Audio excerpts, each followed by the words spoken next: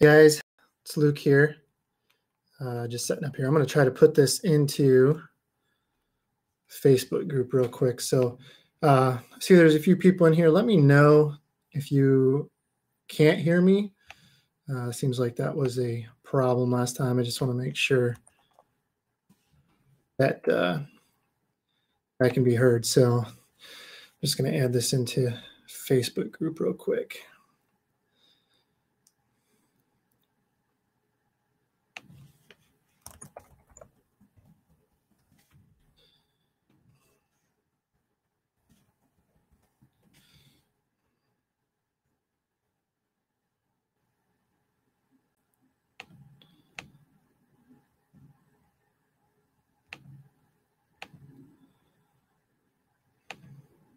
Okay.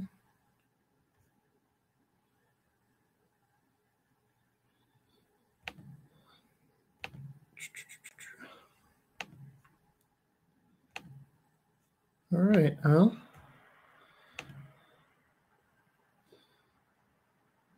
Awesome. Awesome. Very good. I'm going to try one more time and put this in there. If not, we will just move on. But I hope everybody had a great Christmas holiday and none of you got cold. And hopefully you have a good New Year's as well. Hey, there it is. Okay.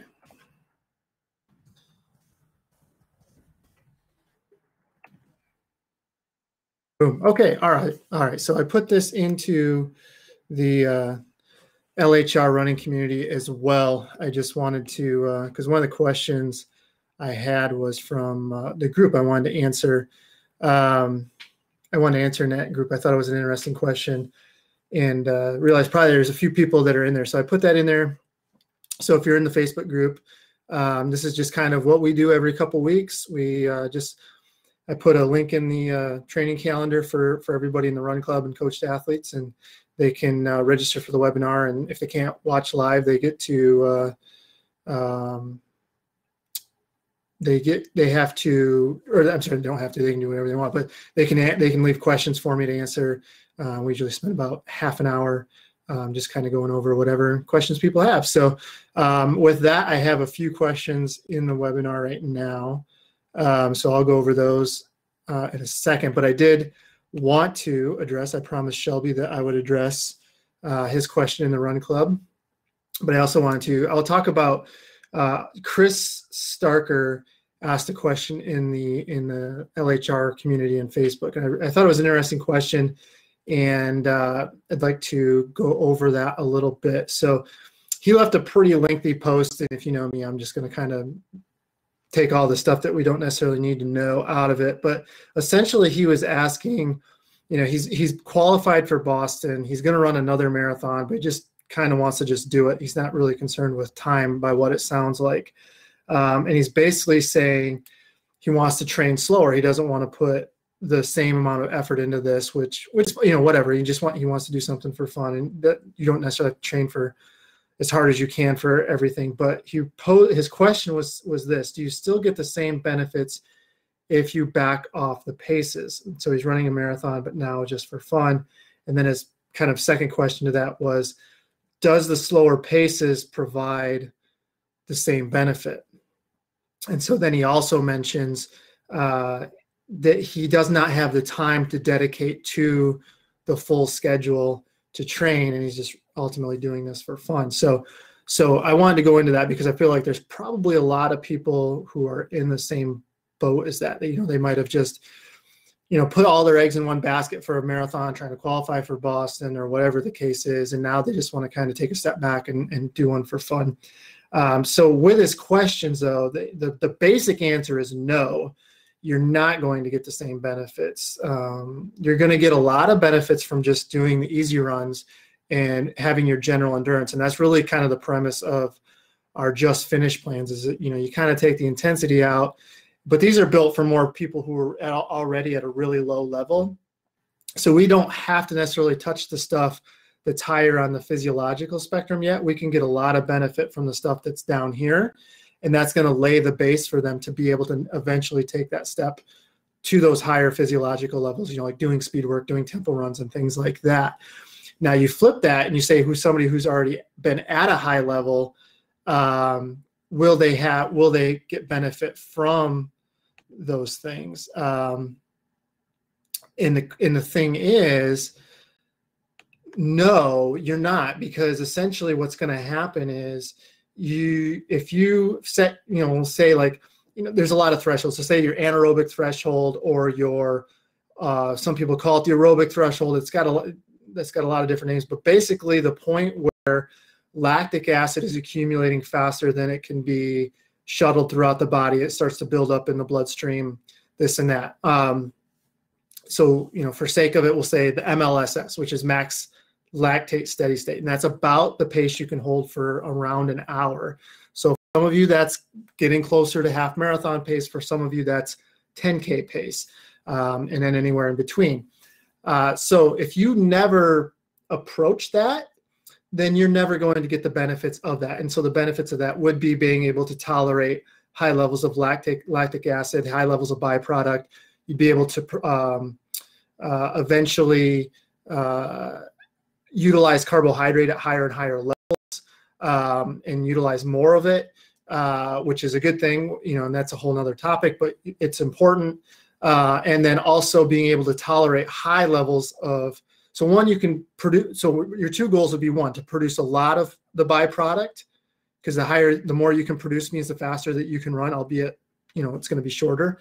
And the second part of that is being able to clear all of that out faster. So if you produce more, but you can clear more out, the end goal is you run faster for a longer period of time. And so if you never reach those points in training, then ultimately you're never going to put a stress on those, and you're never going to improve those. And in fact, over time, those will start to decline back into it. These are going to degress a little bit because you're basically detraining those threshold points. So basically your answer is no, but the bigger question is for him is, can he still run a marathon? And that answer still would be yes, you could definitely run a marathon by not doing those things.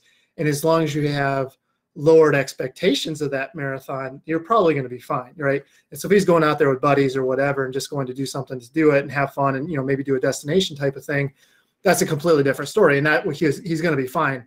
But what I thought about was that he's saying that he doesn't have enough time. So in his mind, he's saying, if I don't have the time, I'm just going to cut all the intensity out, because that's where the longer periods of time it takes during the week to train, right? Obviously, your longer days are going to be your speed and your strength, your tempo, and on the weekends, your long run. I'm assuming he's probably going to keep his long runs on the weekend, but the stuff during the week is what's probably going to get cut out. So my question is, why are you saying it's all or nothing? Why wouldn't you just say,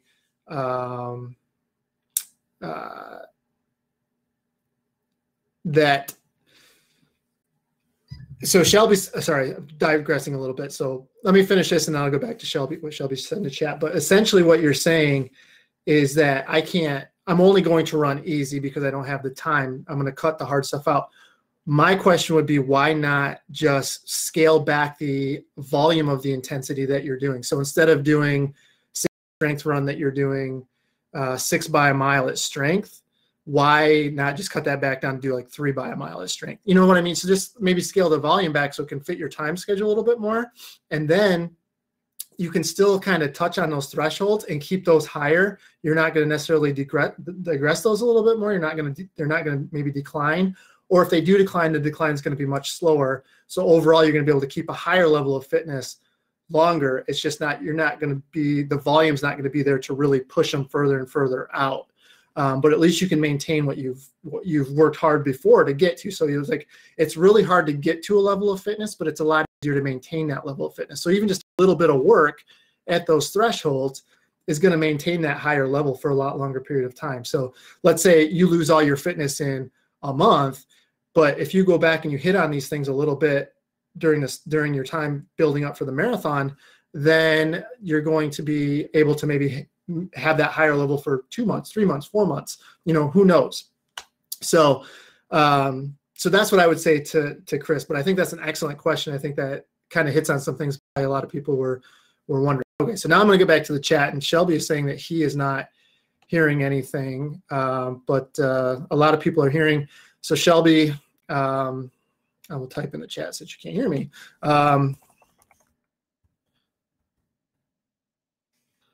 Just type that in there real quick. So Chrome works the best on this, but if not, the recording is always going to be available as well.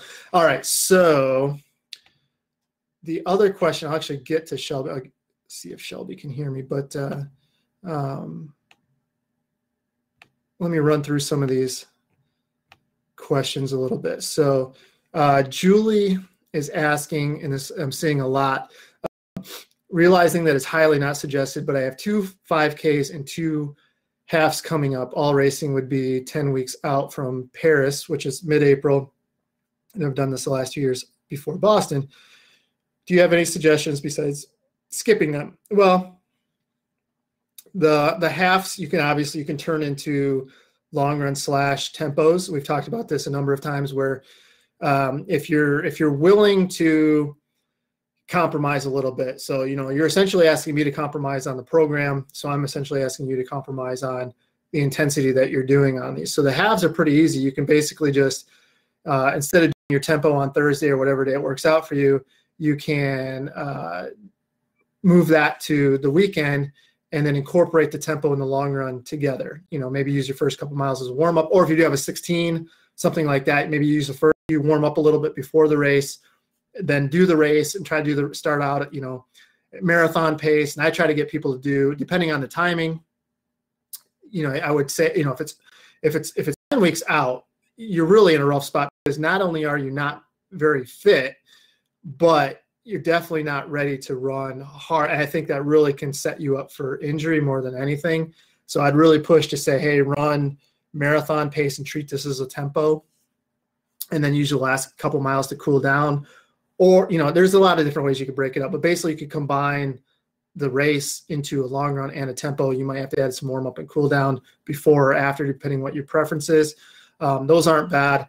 The 5Ks, again, I don't necessarily, the only way it really works. So if you could do a long run during the week, then you can make it work, because you could do your long run on Tuesday per se, and then Saturday or Sunday, whatever days the race is, you can say it's a 5K, you can turn that into one of your strength repeats. You can run it hard, and then you can finish the race, or you could do so maybe you turn it into like a 2x3 workout. So you do 3 miles hard at strength pace before, and then do the race as hard as you can to see what you can do. Or you do the race first and then another repeat, or do like 5K with 3 by a mile afterwards, something like that. As long as you can turn it in to get the volume that you need, it's fine. But my big thing is, don't do a 5K on Saturday and then turn around and do a long run on Sunday, especially at that timing, because it's really a lot of stress on the body to do those things back to back. But if you can do a long run, even if you turn that into like a medium long run on the week during Tuesday, do your tempo on Thursday, race on Saturday or Sunday, it's not the end of the world. You can you shuttle those things around. But the big thing is to make sure you get enough volume on the 5Ks, and then treat the halves like a long run / tempo. And I think you can do it. You just have to be willing to say, hey, I'm not, you're not going to race your best. And I wouldn't taper for any of these. I would just continue on with your mileage and your volume as much as you can, and just treat them for what they are. I mean, they're races in the middle.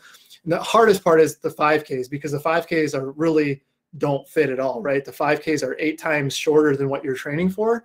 So, it just doesn't necessarily make a lot of sense to expect a big 5K effort when you're training for something that's a lot longer. You're just not hitting on those things. So hopefully that helps you. So Susan then asks, she's asking about a particular schedule. So Susan, yes, and I actually accidentally deleted it. I was working on switching logos and stuff, and I accidentally deleted it. So I've already talked to Tim at Final Surge, and hopefully it's somewhere in the internet abyss and somewhere in the, some crevice of Final Surge that they can reapply it. Otherwise, I'll have to go in and put it back in. So I'm waiting to hear back from him. I actually just reminded him today when I said this originally. So hopefully it will be back up shortly. Yeah, because I need, and that was on me. I accidentally deleted it. Not good. All right, so Linda is asking about, I've been rehabbing ART, reduced mileage, specific exercises, my ankle since mid-September, major goal races, 5Ks and 10Ks in the spring and summer, it looks like. I've been following the base plans since about October and just wondering if the appropriate to keep following the base plans until March or April, or do something else, maybe just a few weeks of easy running. Ankle is really improving, but not 100%. So big thing is you have time, maybe not for the March races, but you definitely have time. And so you really have to focus on making sure the ankle is healthy. So as long as you have a diagnosis of what the ankle is, I think that's good. But is running exacerbating the problem, or is running making the problem better? All those things, because the ankle's tough, because it might not necessarily be the impact that's hurting it, but it might just be the ankle flexibility that's getting worked over. And so it might be affecting the ankle. So, but as long as you've worked with somebody and they're confident that you can run, then maybe just a couple more weeks of easy running and make sure. So if you're at, up from, 50% up to like 80% better, get to where you're 100% better. And hopefully that's a couple more weeks of just reduced mileage and keep doing the rehab and the strengthening and everything that you're doing for it. So I would say do that for a couple more weeks and then check back in, because it doesn't make sense to jump into a plan when you're not 100%. And I'm seeing that right now with some Boston people who were never fully recovered.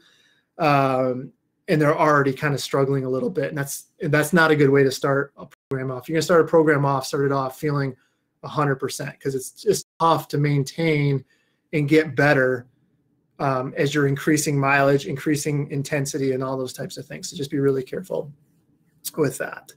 So Jada's asking, I registered for a trail 50 miler in June. Any advice, anecdotal or otherwise? I've done a couple of trail 50Ks, so I kind of have a tiny idea what you got yourself into. I have no idea what you've got yourself into. I apologize. I've never run an ultra. I have no desire to run an ultra at this point. I could maybe be talked into a 50K. I could maybe be talked into going 5 more miles than what I've already run, but the idea of a 50 miler doesn't excite me at all. So I really am not the person to ask for that. What I would do is maybe post in the wall or a message board post in the run club, because then Josh Eberly can answer you. He's the trail guru for us, and he has run a bunch of trails, and he's quite accomplished in that area. So I would maybe post in there. I can get Josh to answer for you. But my advice would not be warranted. I have no idea, and I don't pretend to. So that's what I would do for that. Shelby asked about 3 mile. And this is at, he asked us on the wall of the run club. So he said he just wants advice on a sub 3 hour goal, right? And so, okay, so, all right. And so guys, I'm looking at getting rid of this, this website. I think what I'm either going to do is hijack my wife's Zoom account, or I can do it through basically Google Hangouts into YouTube. So I think that's the route I'm going to go. I just have to test it. So I think, because I'm about done with this, because it is a hassle. There's always something that's not quite working in one internet browser or the other. All right, so, but beyond that, okay, so going back to Shelby, sub 3 hour goal, I think you'd use the advanced plan. So here's my thing, I've had people just use the advanced plan, no altering of the plan, at least what they told me, and they've run, sub 3. I think, I've had younger guys in their late 20s and early 30s get down to high 240s on just the advanced plan.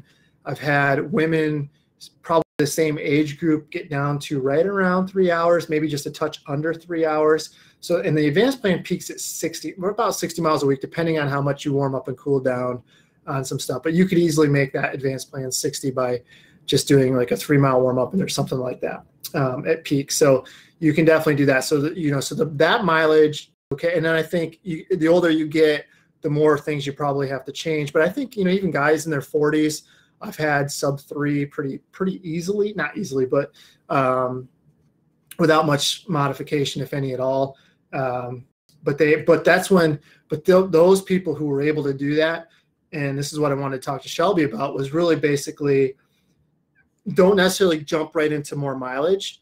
You know, 60 to 80 is what I typically see, but I would maximize what you can get at like 60 to 70 miles a week, more than just jumping to 80 to 90. And I've seen this across a little bit within the run club.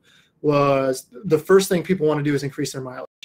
But they're neglecting the things like strength, mobility, nutrition. Their sleep's not that great. And the thing is, the more mileage you run, the more those details are going to be amplified. So if you're not doing very well at those things right now, then that's going to be exposed even more at higher mileage, because those things become even more and more and more important. So my advice would be, like, if you're handling 50 to 60, maybe you get up to 60 to between 60 and 70 at your peak, but your biggest impact is going to be making sure you're addressing any strength weaknesses,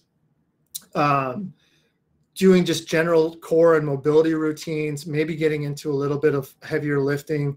But ultimately above that is, you know, looking at nutrition, especially workout nutrition and hydration, and making sure that you're recovering from your workouts with the right amount of protein, the right amount of carbohydrate, fueling yourself properly for workouts. Those things are going to become really, because those things are going to be what allows you to run the faster intensity. And then the recovery nutrition is going to be what allows you to be more consistent with your training. And so to me, those things are really, really important. I'll use myself for an example here.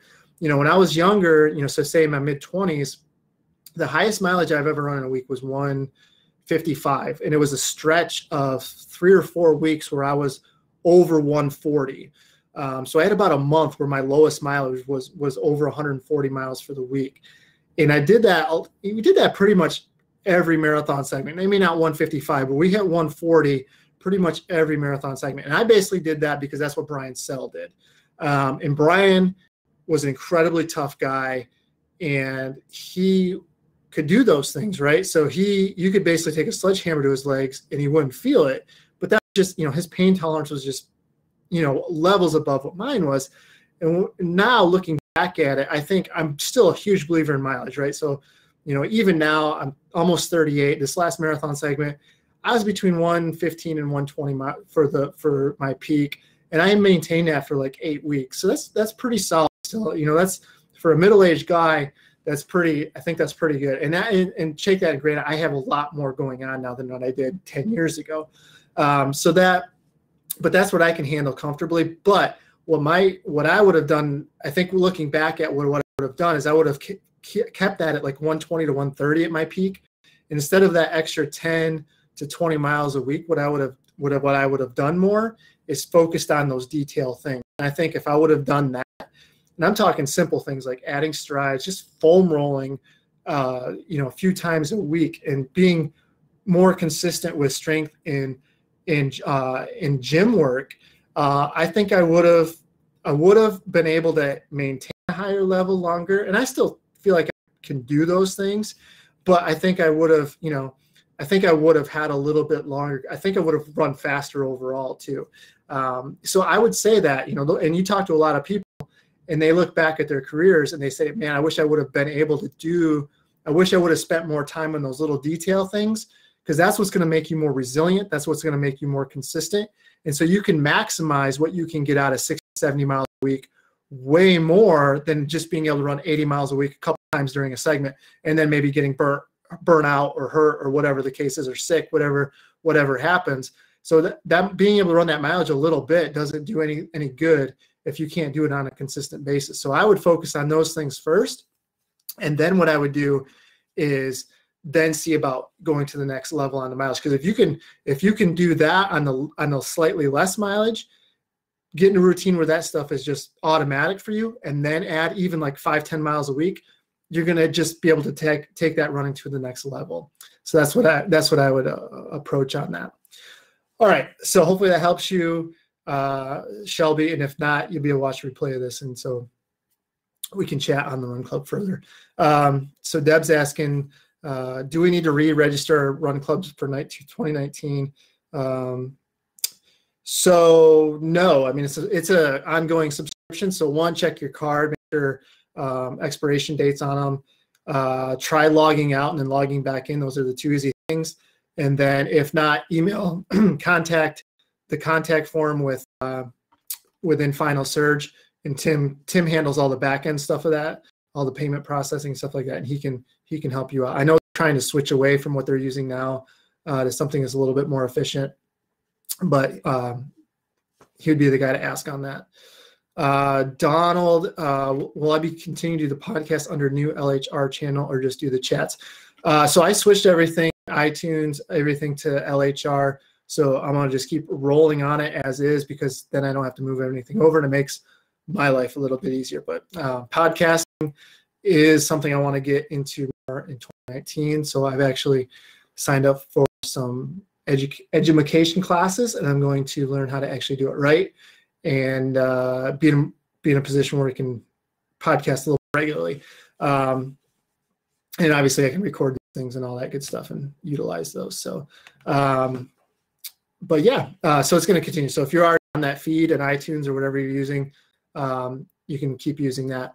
And I think I'm going to add it, Stitcher, maybe another one. Depending, I got to look at the back end of my site and see what I have access to, but that's what we'll be doing. All right. And then Fernando is asking about tempo runs. Is it okay to walk for a few seconds if we get tired? So Fernando, that's really kind of opening a can of worms. So what I would say is, why are you getting tired? And there's a lot to go. I mean, are you at 10-mile tempos? Are you at the longer ones? So there's a lot going on there. So that's a pretty vague question as far as what we're talking about now. So what I would say is, the short answer is, well, are you going to walk during your marathon? If the answer is yes, then it's probably fine. If not, then we have to figure out why you can't handle the marathon pace during the tempo run. Are you going out too hard and fading and getting tired? Are you trying to make a big jump in what you're trying to run? So say you run 4 hours, now you're trying to run 3.5 hours, and it's just a really big jump in pacing. So if that's the case, maybe we have to adjust the goal. Is it early on and those paces are just really kind of new to you?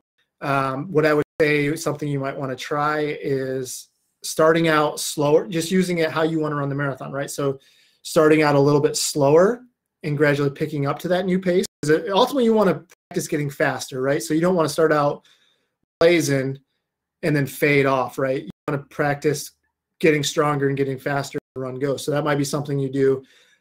If you really have to, maybe try breaking up the tempo. So like with a lot of the schedules, what people will see is that's different from the book, that they'll see, like, I'll give them 3 times 2 at marathon pace with really short rest, or 8 times 1 mile at really short rest. Something that breaks it up, especially early on, where we're just trying to get back into the rhythm of training, or we're trying to get to where a new pace feels comfortable. Those types of things. We'll break those traditionally one run tempos up into more of a repeat type of session. And that will help. But the ultimate goal is to get to where they're doing the repeats, say 6 times a mile at marathon pace with a short rest, and gradually getting to where they're running 6 miles without stopping, and then 8 miles without stopping, then 10 miles without stopping. So the ultimate goal is still to get to the point where you're running that whole 10-mile tempo at pace. So, there's probably got to be a little bit more info needed. So if you get this, maybe post something on the wall or something, and we can kind of run through these questions right away.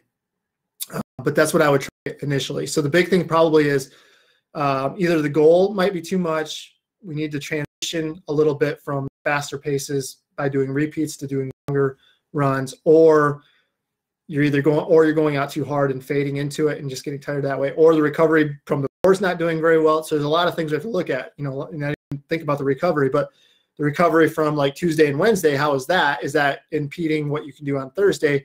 If you need another day rest, maybe you move that tempo to Friday, and then you run really easy on Saturday and do your run on Sunday. So something like that. So there's a lot of different things you can look at, but ultimately you want to be at the point where you're running the entire thing at your goal pace. And you have to look at those reasons, what's going on surrounding that's limiting you from being able to do that. So, so with that, I mean, that's all the questions I have on here. Had a lot of questions today. Everybody must be home from Christmas. So let me look on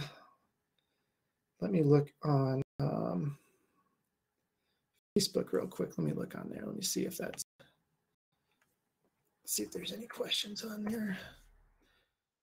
People who are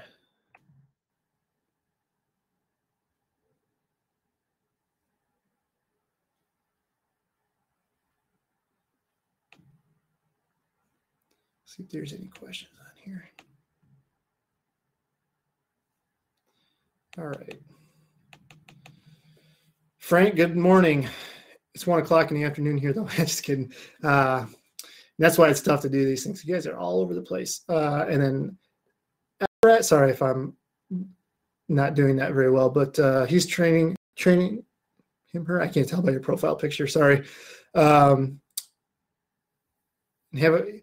Training for the Shamrock in March. That would be okay. And have a weekend planned in New Orleans in February, exactly when the Rock and Roll Marathon would be happening.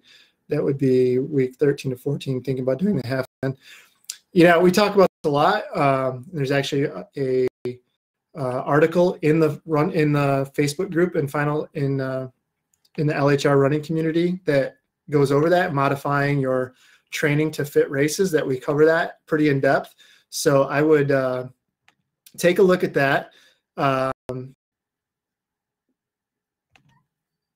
So what I would do is take a look at that and then see about how that would fit for you. Because the biggest thing is people want to do that race about 4 weeks out, which is fine. But then they get to the race and they don't really follow the race plan. So that's what you have to be careful of. But the timing isn't bad if you want to do it as a dress rehearsal. I like the New Orleans Rock and Roll Half. That's actually where I set my PR, 1:3:58. That was a long time ago. But it's a good course. It's usually pretty good weather, so not bad. But yeah, I'd read that article in there and modifying the race, modifying your plan to fit the race. But that does fit a good. But that's a good place to start with that. That's pretty in depth. So hopefully that will help you. And that's exactly why I put those in there, guys. That you could find those some pretty in-depth answers to the questions that you are asking. All right. So Shelby did have one more question here. I ran a 6-minute PR in a fun marathon with not good nutrition practice. I don't like too much. Okay. I don't see where your question is actually though. Okay. So if there's a time you can talk about nutrition in a marathon and training. So Shelby, actually, if you go into the Run Club and you go into resources, there's a bunch of videos on nutrition and especially for performance and for workouts and things like that. So they're very in depth. A bunch of them are like 45 minutes to an hour long that you can just watch on your phone or whatever as your day goes on, listen to on your way home. So yeah, that's a whole discussion in itself, but that's where I would start. And then, yeah, we can definitely do some talks along the way involved in nutrition, but yeah, I would start there because there's a lot of videos already in there. So again, log into the Run Club, go into resources, and then there's a whole bunch of stuff on nutrition in there that's got a bunch of videos in there. So that's where I would start. Okay. And then we can come back to that if you need to be. So that would be good for another day. So we're about a half hour in. That's a good timing. That's about all our attention spans can handle. So have a good day, guys. Have a good rest of your week and weekend. Happy New Year. And we'll talk again. All right. Take care.